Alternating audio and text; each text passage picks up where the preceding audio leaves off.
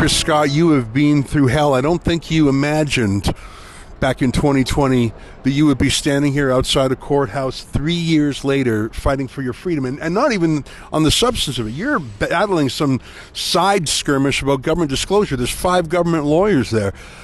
If you knew 3 years ago what you would go through, would you have still fought for freedom? Absolutely. I mean, it has been a little bit of hell, but the reality is it's a lot easier to walk through hell when you got millions of people standing beside you, right? And that's what's happened. The government did these things. They interfered in our lives. They infringed on our rights without justification. And some people stood up, and Canadians from all over the country, and actually people all over the world, stood up with us and for us. So, yeah, absolutely, I'd do it again. Well, I'm glad to hear that. And you're a rare breed to stand up for freedom. Most people are compliant. Most people are risk averse, conflict averse. They just go along to get along. And people have something to lose. You certainly had something to lose. What was interesting to me is hearing in the hearing today how they tried to destroy your life, how they tried to get your liquor license taken away, tried to get your landlord to evict you, tried to get your insurance revoked. Like, they went after you like Tony Soprano goes after a rival enemy.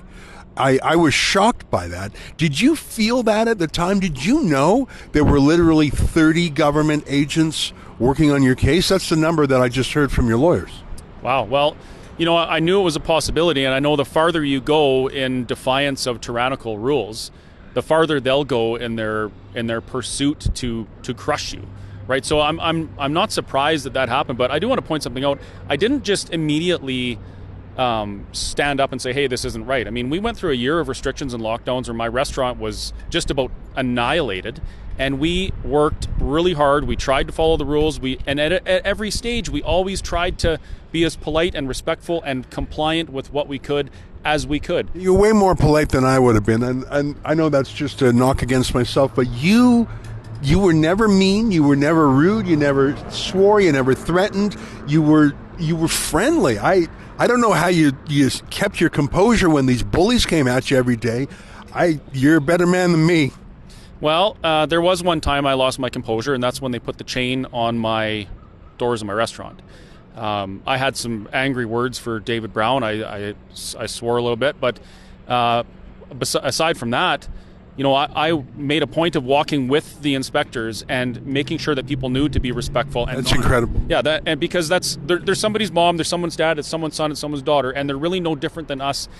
Aside from they have a different job and a different opinion, maybe what they should be doing.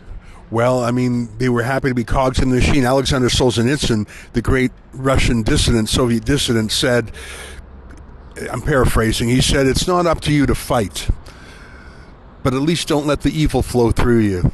That's what he said. There was one more thing that I'd like to ask you about. It came up several times again in the hearing today. Again and again, these 30 bureaucrats who were targeting you, and by bureaucrats I'm including cops, health cops, inspectors, they didn't talk a lot about public health. I think they knew no one was getting sick. I think they knew instinctively people don't get sick outside, they just were as obsessed with politics. And again, their memos that were read out today, they were talking about PR and social media and media coverage, and there's Chris Scott making a public statement. I really don't think they were motivated at all by COVID, the bug. I think they were motivated by the raw power and the fact that you refused to kneel before them. That's all they talked about is politics and media, not about health.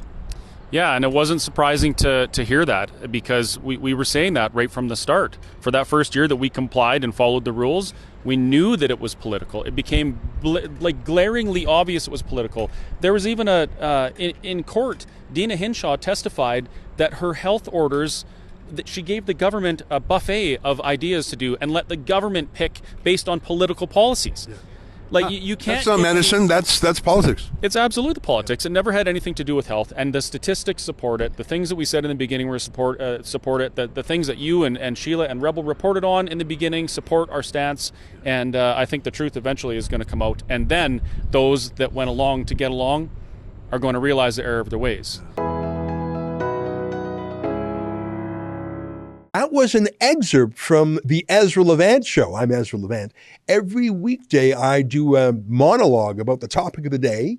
Then I interview a fascinating guest either in studio or via Skype. And then I read your mail, whether it's fan mail or hate mail, which is sometimes even more interesting. This is on our premium service, though, called Rebel News Plus. Go to rebelnewsplus.com. It's $8 a month or less if you buy a whole year in advance. You get my show every weeknight, plus Sheila Gunn Reid's show every week. It's called The Gun Show. It's pretty amazing. You know, we rely on you because we do not take a dime from the government. In Canada, that makes us almost unique. So please help us out and help yourself to some great journalism at rebelnewsplus.com.